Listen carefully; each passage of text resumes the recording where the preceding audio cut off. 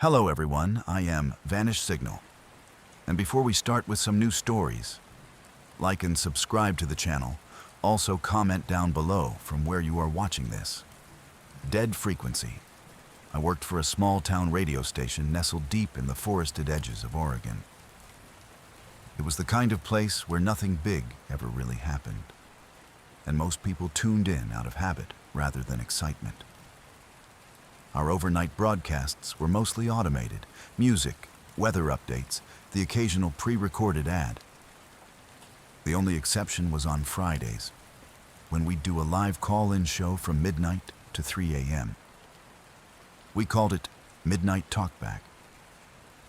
One Friday night, around 2:30 a.m., we got a call from a woman named Grace. Her voice was trembling, her breathing uneven. She said she could hear our signal, but not through her radio. It was coming from under her floorboards, like someone had buried a speaker beneath her house. She said it had started a few nights ago, low at first, but growing louder each evening. Now, it was as if the voice was inside the walls. We assumed it was a prank, maybe someone trying to get a rise out of us. But then she started repeating lines from a broadcast we hadn't aired yet. Specific phrases, word for word, that I had jotted down in my notebook, but hadn't recorded or spoken aloud. She recited a weather update I had planned for later. She even quoted part of a personal note I'd scribbled in the margin. Fog so thick it feels like breathing cotton. I asked her how she knew those words. She just started crying, whispering that it wouldn't stop, that it knew when she listened. Then the line cut off, dead silence. I checked the caller ID. It was blank, completely empty. Not even a scrambled number or a withheld tag. Just nothing. The next night, I played back the audio recording of the show, hoping to prove it to my manager. But there was no record of her call, nothing on the logs. Just a sharp burst of static at 2:32 a.m., right where the call should have been. But if you listen carefully, really carefully, you can hear something under the noise. A voice, barely audible, whispering a name. My name, over and over again. Dead Air Terminal. I was part of a specialized cleanup crew hired to decommission defunct FAA buildings, abandoned airfields, old control towers, stuff like that. One winter, we were sent to a remote air traffic control tower near the edge of the desert. The tower had been offline for 3 years after a fire took out most of its systems. It was just standing there, half-burned, silent, waiting to be erased. We got there just before dusk. The building was eerie in a way I can't fully explain, like it had been paused mid-moment. There were coffee cups on desks, paper logs still open, a jacket hanging off a chair like someone had just stepped out for a smoke. The silence was heavy, and the air felt wrong. Too still, too cold. While we were cataloging what we could salvage, I booted up one of the old consoles. I don't know why. Curiosity, boredom, maybe just instinct. But the moment the screen lit up, it blinked to life with a message. Flight 512 requesting landing clearance. The text was stark white against the green-black terminal screen. I knew that flight number. Everyone in aviation circles did. Flight 512 was a commercial jet that vanished without a trace back in 1998. Lost over the ocean. Declared gone, no wreckage ever recovered. Families were never given closure. There was no way that flight could still be broadcasting. The plane didn't exist anymore. And yet, on the old screen, the request kept repeating. Every 30 seconds, Flight 512 requesting landing clearance. Then, out of nowhere, the radio system crackled to life. The tower's main receiver had no power. It was supposed to be dead. But it hissed, and a voice came through. Static choked, ghostly. Mayday. This is Flight 512. Can anyone hear us? It's dark up here. We can't find the ground."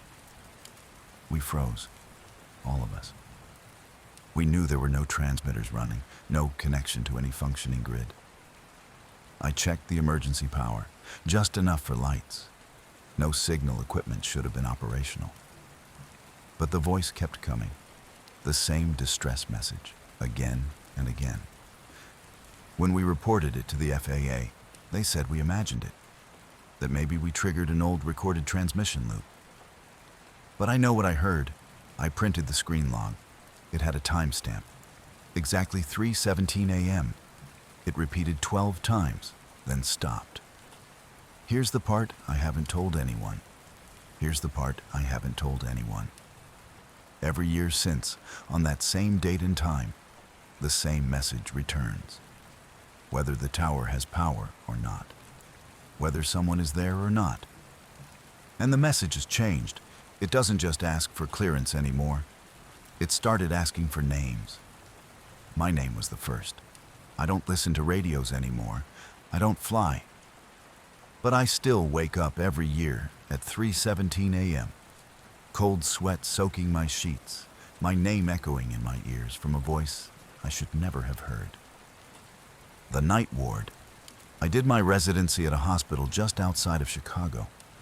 An old, sprawling place that had been expanded in awkward phases since the 1920s. The newer sections were bright and modern. But the East Wing, the original structure, still had its creaking floors and long, too narrow halls. Most of us avoided that part of the building.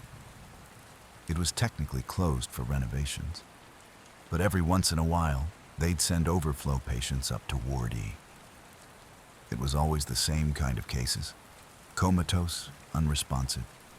People with no next of kin. We called it the holding zone.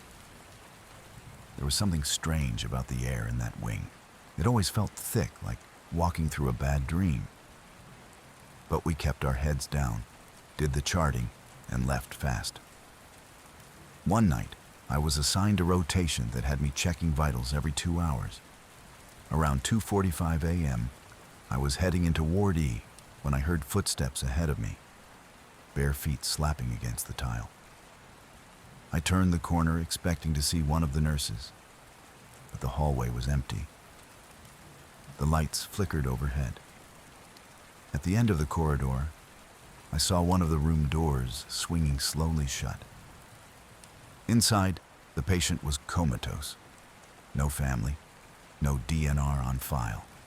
Just a name I didn't recognize, and a heart monitor ticking away like a metronome. I was about to leave when the monitor flatlined.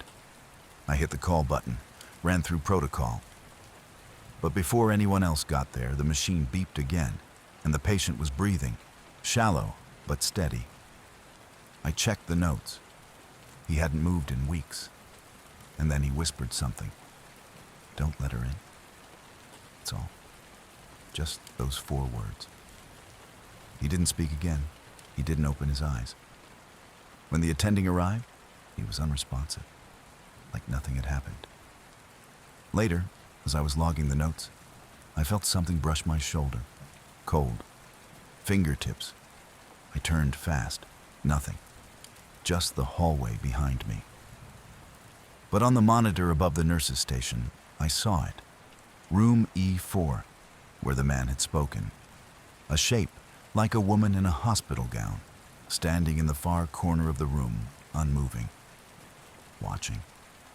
She wasn't there when we checked, but the security footage logged it. 17 seconds. Then static. Lab report 2099. I used to work in pathology at a private hospital. We handled all kinds of tests, routine blood work, biopsies, toxicology. The kind of work that required strict documentation, cross-checking, triple verification of results. One night, I was alone on the overnight shift, cleaning up reports and filing paperwork. Around 1:15 a.m., a new requisition came through on the printer. It wasn't supposed to. It was labeled Specimen 2099.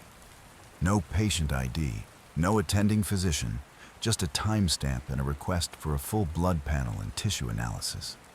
I assumed it was a system glitch. We hadn't received a physical sample, and I wasn't about to waste time chasing ghosts. I left it on the tray. At 2 a.m., I went to check the specimen fridge. Inside, sitting in the center of the middle shelf, was a sealed container marked 2099. It hadn't been there before. I was sure of it. The contents looked wrong. The blood was thick, almost black, with strange particulate swirling in it. The tissue sample, some kind of dermal layer, was unlike anything I'd seen. It shimmered faintly under the light, like it was reacting to being looked at. I ran it through our scanner. The system locked up. Error messages popped up. Then the screen went white, and a single sentence appeared: "Do not analyze." I yanked the power, called my supervisor. He told me to document everything and not touch the sample again.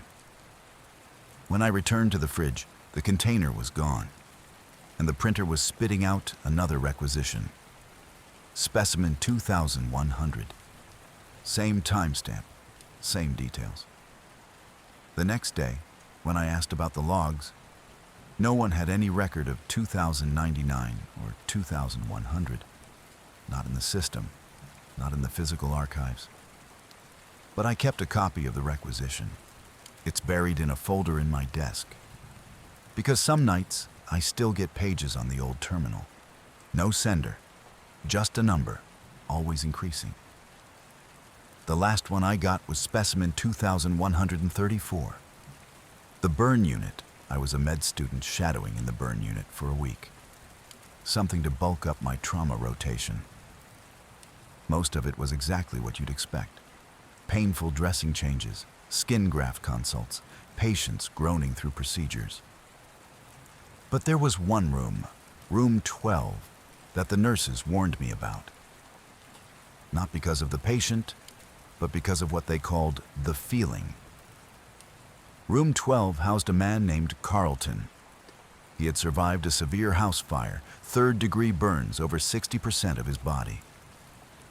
He was stable, heavily medicated, but conscious. When I went in to observe, he kept his gaze fixed on the corner of the room.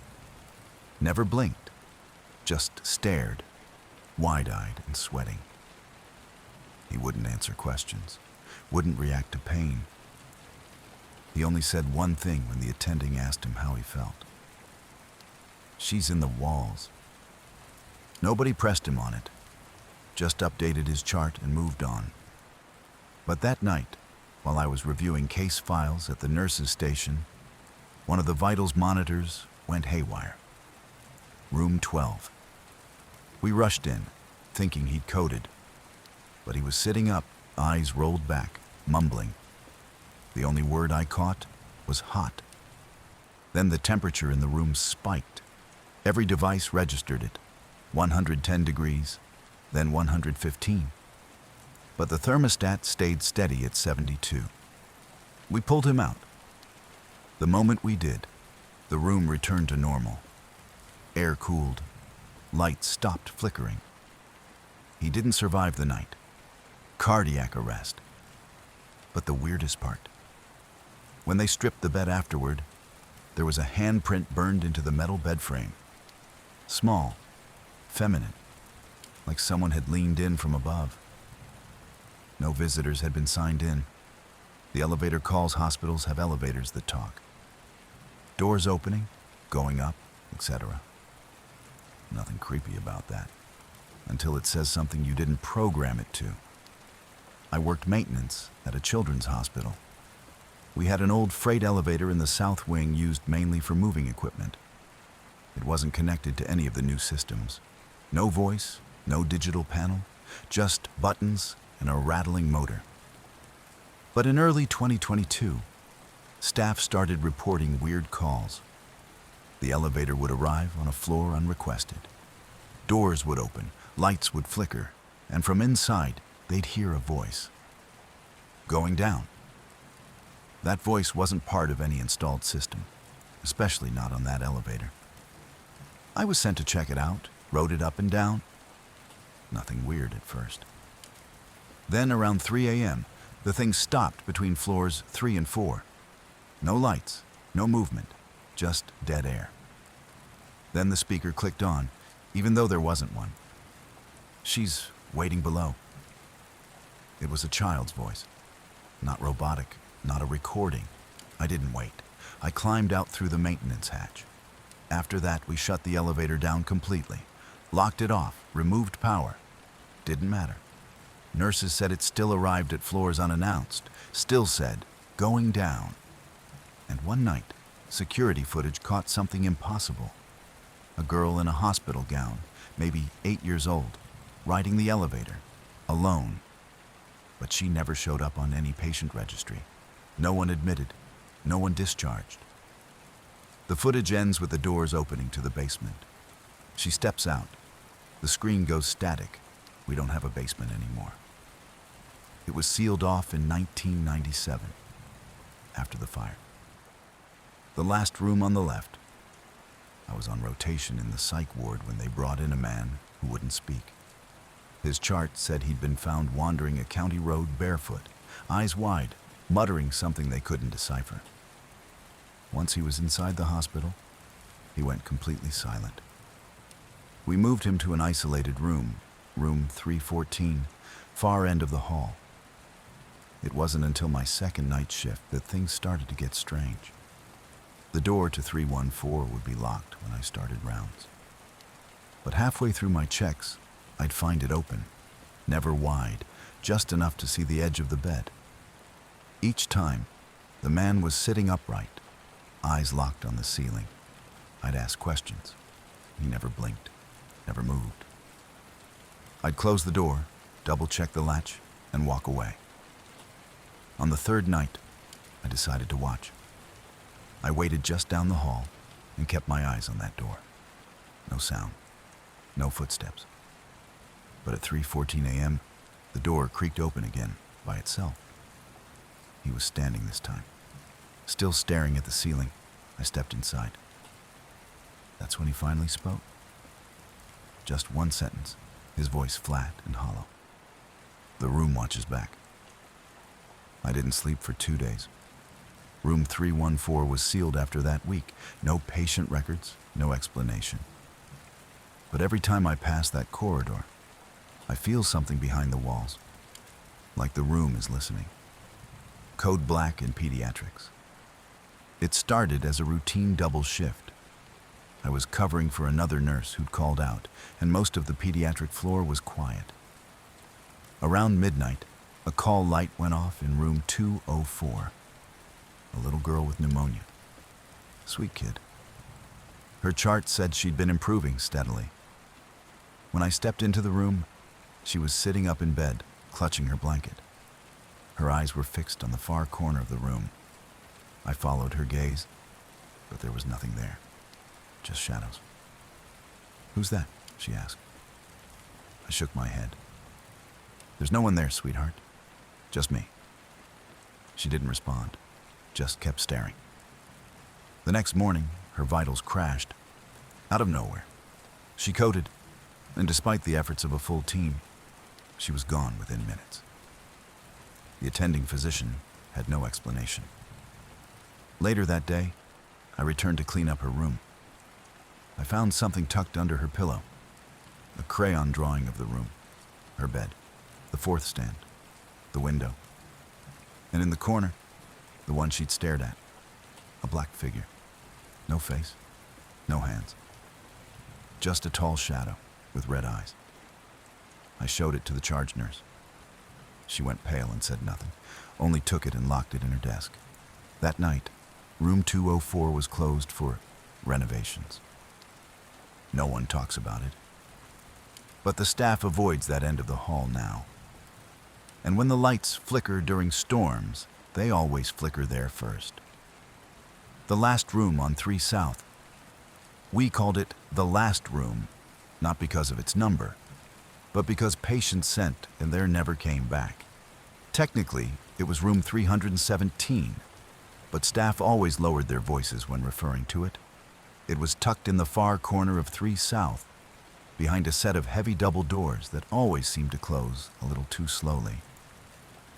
It was the overflow room, used only when the hospital was full. But every nurse had a story.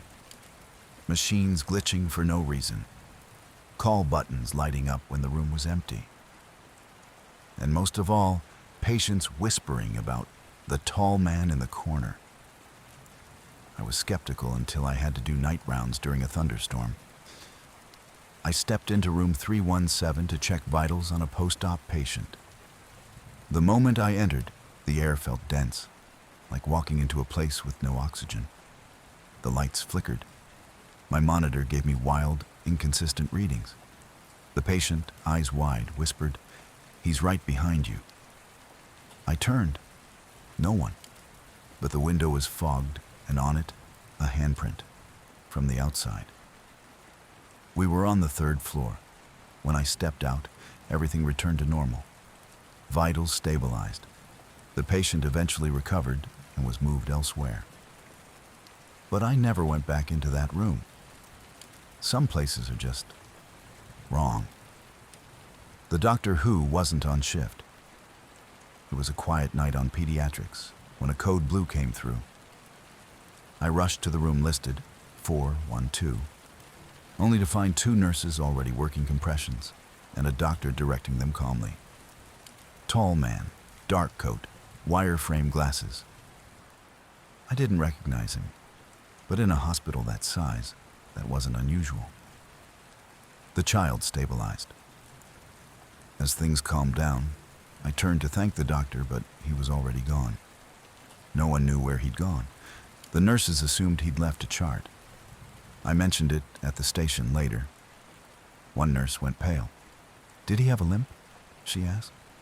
"Yeah, left leg, slight drag." She showed me a picture. It was a staff photo from 20 years ago. The man had been a beloved pediatrician who died in a crash on his way to work. Room 412 had been his favorite. They never reassigned it for years, out of respect. Until now, I never saw him again. But the child's mother insisted on writing a letter to the doctor who saved her son's life. We didn't know what to tell her, so we just said he'd been reassigned. Shadows in the OR. During my first year as a surgical resident, I was assigned overnight duty in one of the older wings of the hospital. The ORs there had seen decades of use, and you could feel the history in the cracked tiles and yellowed overhead lights. That night, I was prepping for a routine appendectomy when I realized something odd. The surgical lights above the table were swaying slightly, even though no one had touched them. I assumed it was a ventilation issue, but the moment we started the procedure, it got colder. Noticeably colder. I glanced around and caught a shadow slipping across the wall, not cast by anyone in the room. We paused. Even the seasoned attending surgeon looked unsettled. The anesthesiologist swore he saw someone standing behind us in scrubs. But when we turned, there was no one there. We finished the surgery without incident, but afterward, while cleaning up, the attending admitted something that made my blood run cold. Years ago, a nurse died of a sudden aneurysm mid-operation in that very OR. She collapsed against the back wall. Since then, multiple reports of shadows, unexplained movements, and chills had circulated. The room wasn't formally condemned, but after that night, I avoided it as much as possible. The elevator to nowhere. We have an old staff elevator that barely anyone uses anymore. It was meant for transporting supplies and laundry, but the hospital upgraded years ago. Still, it technically works, though no one rides it alone after midnight. One night, I was finishing a double shift when I got paged to check on a patient in ICU. The main elevators were being serviced, so I took the old one. I hit the button for the 4th floor. The doors closed. The elevator began to move, then stopped. But when the doors opened, it wasn't the 4th floor. The hallway was completely dark. The walls were bare, not even painted. No signage. The lights above flickered, and a low humming noise echoed from somewhere unseen. I stepped out, called out, but no answer. Then I noticed there were no windows, no patient rooms, just a long corridor and that unsettling hum. I turned back to the elevator and jabbed the button repeatedly until the doors finally slid shut. When they opened again, I was at the lobby. I told security. They looked confused, said the old elevator didn't even stop between floors anymore. Maintenance had locked the controls. I checked again the next day. The button for the 4th floor was gone. Now when I walk past that elevator, I swear I can still hear the hum, even when the doors are closed. The man who spoke backwards. I worked the night shift in an urban trauma hospital, and we got all kinds of bizarre patients. One night, a man was brought in by paramedics who found him wandering down the freeway with no ID, no shoes, and dried blood on his chest. Not his, apparently. He wasn't violent or distressed. In fact, he was oddly calm. But he wouldn't speak unless spoken to. And when he did, it was always backward. Not just slurred or confused, literally backward. Perfectly enunciated words in reverse order, like a tape being rewound. It chilled the ER to silence. Psych evaluated him and found no drugs, no head trauma, nothing to suggest a neurological condition. One of the nurses tried recording him and played it back in reverse. What he said made no sense until that moment. The door opened too far. It won't close now. He disappeared from his bed before sunrise. No cameras caught it. No one signed him out. To this day, the security footage from that night glitches any time it hits the frame where he last appeared. The file is corrupted in every copy we've tried to keep. The visitor with no reflection. It was a quiet night in the maternity wing, and I was stationed at the nurse's desk doing chart updates when I saw an elderly woman walk past toward one of the rooms. She had silver hair, long and loose, wearing a hospital gown, barefoot. I assumed she was confused and wandered from another unit, so I got up to check. Room 304 was where she went, a postpartum room with a young mother and her newborn daughter. When I opened the door, the mother was awake, clutching her child tightly, pale as a ghost. There was no sign of the old woman. The mother asked, shaking, "Who was that?" She was standing over the crib. We checked the hallway. Nothing. Security reviewed the footage. There was no woman, only the automatic door opening and then closing. The mother described the woman in exact detail before I even prompted her. But there's one thing we only realized later. Room 304 had a mirror directly across from the crib. If the woman had really been standing there, we should have seen her reflection. We checked the footage again, this time frame by frame. The crib was in view. A shape passed between the camera and the mirror, but the mirror showed nothing. The morgue elevator. In our hospital, the service elevator on the west wing goes directly from the surgical floor to the basement morgue. It's used mainly after hours, usually operated by security. One night, I was doing a late supply run and needed to send a sealed body bag down for autopsy prep. Everything seemed normal. I tagged the bag, wheeled it in, hit the button for the basement, and stepped back. But instead of descending, the elevator door stayed open. Then, it rose to the roof. The roof isn't an accessible floor. There's no button for it. I watched, stunned, as the floor indicator went up, then down again, opening on my floor. The body bag was gone. Security was called. They checked the entire route, every floor. The elevators had no logs for the roof. The cameras showed the doors close and then reopen to an empty lift. We searched the morgue. Empty. Hours later, someone found the body bag in the chapel stairwell. There are no cameras in the stairwell. The chapel had been locked since 9 p.m. The night of the frozen clocks. During a freak snowstorm, the hospital's power cut momentarily and all the emergency systems kicked in. Nothing too unusual. But as the staff reset clocks, phones, and monitors, something strange became clear.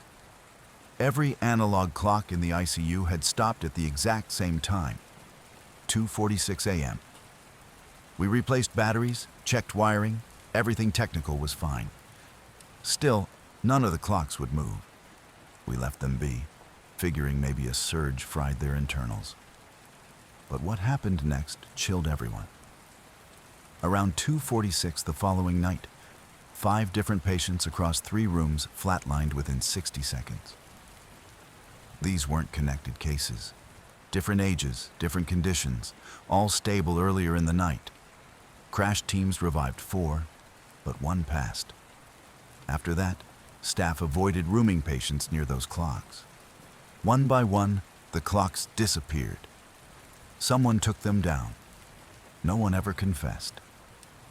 The Whistler in pediatrics is usually one of the lighter departments. Cartoons on TVs, teddy bears on shelves. But at night, even it gets eerie. A few of us working the 11 p.m. shift started noticing a soft whistling sound around 2 a.m. It wasn't coming from the intercom or the hallway. It would start near one end of the wing and travel slowly to the other, always the same tune. Low, repetitive, like a lullaby played in reverse. At first, we thought it was a kid sneaking out of bed, maybe playing a prank. But it never came from the rooms. We'd check, and all the patients would be asleep. One night, I stayed in the hallway with the lights dimmed, trying to catch whoever it was.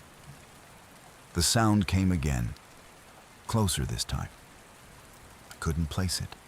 No footsteps, just the whistle, floating through the dark. As it passed by, my breath caught in my throat. Not because of what I saw, but because of what I didn't. The motion detectors stayed dark. No shadow, no heat signature. But I felt the air shift, like someone had moved right past me. A moment later, the automatic paper towel dispenser in the far restroom went off. We stopped talking about it after a while. But whenever new staff hears the whistle for the first time, we just nod and say, "Welcome to night shift." The screaming MRI. The MRI machine is supposed to be a closed system, clean, clinical, and safe. The noises it makes are loud, sure, but mechanical. You know what to expect. That's why what happened with patient Leonard shook us all. Leonard was in for a standard head scan after a minor fall. Cooperative, calm, no signs of trauma. But 5 minutes into the scan, he started screaming. We hit the emergency stop, pulled him out, and he was sobbing. Not from pain, he said something had whispered to him while he was inside. Something angry. When we checked the scan log, the machine had recorded irregular noise patterns, frequencies that didn't match its normal output. Our technician isolated the audio. Buried beneath the hums and clunks was a voice. It's faint, but you can hear it. "Why are you in my mouth?" We ran full diagnostics. No malfunction, no logical source. Leonard refused to go near the imaging suite again. 2 weeks later, he was admitted after a seizure. Said the voice followed him home. The patient who knew the codes. Every hospital uses code words for emergencies. Code blue is cardiac arrest. Code red is fire. And we have a few internal-only codes that aren't listed anywhere publicly for rare situations, like containment lockdowns or internal security threats. One night, I got called to assist with a disoriented man in the main lobby. No ID, no phone, just sitting quietly, repeating numbers. We tried asking his name. No response, just those numbers. A passing orderly paused and went pale. The numbers weren't random. They matched one of our internal lockdown codes, last used 5 years ago when a dangerous patient escaped psych and nearly caused a catastrophe. Somehow, this stranger knew it. Security was alerted, and when they asked who he was, he finally spoke. "You never fixed it," he said. "It's still in the walls."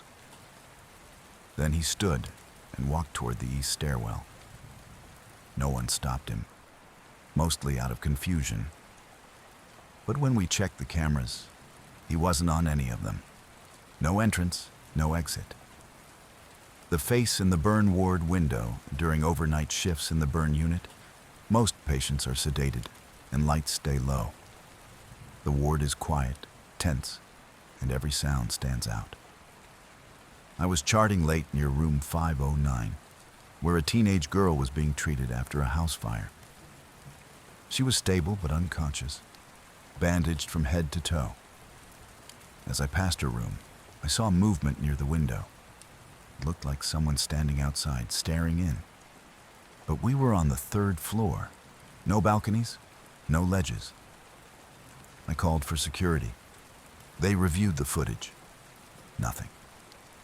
But the girl woke up the next morning, agitated and trying to speak through her burns. Her parents were there and said she kept trying to write something. A nurse gave her a marker, and she scribbled on the bedsheet in shaky letters. "He's watching me from the glass." They moved her to another floor that day.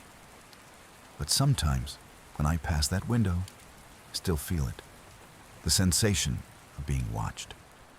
Not by a person, by something waiting. The janitor in radiology. There's always someone working in radiology late at night. X-ray techs, CT operators, the occasional radiologist catching up on reports. But for months, several staff members swore they saw an unfamiliar janitor in the halls. He wore the older dark blue uniform we phased out years ago. Never spoke. Never acknowledged anyone. Just moved from room to room with an old metal cart. One night, a technician named Lila followed him. She said something about his cartwheels didn't make noise, even on the tile floors. She turned a corner, and he was gone. No side doors, no open exits. But when she looked down, there were wet footprints leading to a closed storage closet. Inside, there was nothing but an old mop, dry and dusty. A week later, an older nurse mentioned seeing the same janitor back in 2006, right before a patient passed unexpectedly. Lila didn't come back to work after that. She said she started hearing the wheels of that cart following her to the parking lot. The whisper in the isolation room. We had a patient in isolation 3B. No visitors, full precautions, negative pressure system. He was recovering from a rare bacterial infection, lucid, polite, a model patient, until he asked to speak to someone about the voice. He claimed that every night, just after 3 a.m., a voice whispered to him through the air vent. At first it was one word, then phrases, mostly in a language none of us recognized. We checked the vent, sealed tight, no access from other rooms. The engineers ran air pressure tests, nothing unusual. We assumed it was the fever or the meds. Then one of the residents doing overnight rounds reported hearing something too. Same room, same time. A long whispering exhale that said, "We were here before the bricks." The resident refused to enter 3B again. The patient was discharged after a few weeks, seemingly fine. But the room never stayed quiet. Nurses report flickering lights, cold drafts, and that same whisper, now louder, now clearer. "You let it out." We stopped using 3B last year. The phone that wouldn't stop ringing. There's a certain phone in the east wing of a psychiatric hospital in rural Montana. It's one of those old beige desk phones mounted behind a plexiglass panel at a nurse's station that hasn't been used in years.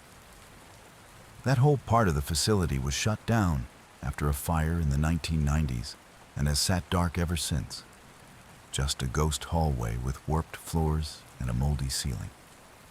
The wing was officially decommissioned. No power, no plumbing, no reason to go there. But sometimes the phone rings. It started as a rumor among the night staff. Someone doing rounds said they heard it. Another swore they answered it once, just static on the other end. Eventually, the lead nurse, curious and skeptical, walked down there herself during an overnight shift. Sure enough, at exactly 3:11 a.m., the phone began to ring. Old-fashioned, shrill, not a recording, not imagined. Ring after ring after ring. She picked it up. A voice came through, muffled, slow, like it was trying to speak through water. "You left me." She hung up, called maintenance to pull the line. They checked. No wiring was connected. The whole panel was dead. Now it rings every few nights, always at the same time. And every once in a while, someone answers it again. The voice never changes. The unclaimed patient. During a particularly bad blizzard in Pennsylvania, a man was brought into a small community hospital by a good Samaritan who claimed to have found him lying in the snow near an abandoned rail tunnel. The man was unconscious, freezing, but miraculously alive. The nurses rushed him into a trauma room and began treatment. He had no ID, no phone, no scars, just frostbite and a distant, slack-jawed stare when he finally came to. They tried asking him his name. He didn't respond. The only word he ever spoke was no. He said it once, then never again. But here's the thing. No one remembered him being discharged. He was just gone. They came in for shift change the next morning, and the bed was made. Room clean, chart missing. No one had signed off. Security footage showed nothing between 3:07 and 3:12 a.m. 5 minutes of scrambled video and a flickering hallway light. A week later, the same Good Samaritan called again. Said he found the same man, same spot, same vacant stare. This time, though, the man was smiling. The ER took him in again, and again he vanished. Now the nurses refer to that room as Tunnel 3. Nobody books patients there anymore, not if they can help it. They say if someone checks in and doesn't say a word, especially during a storm, you should never leave them alone for long, or they might go back to where they came from.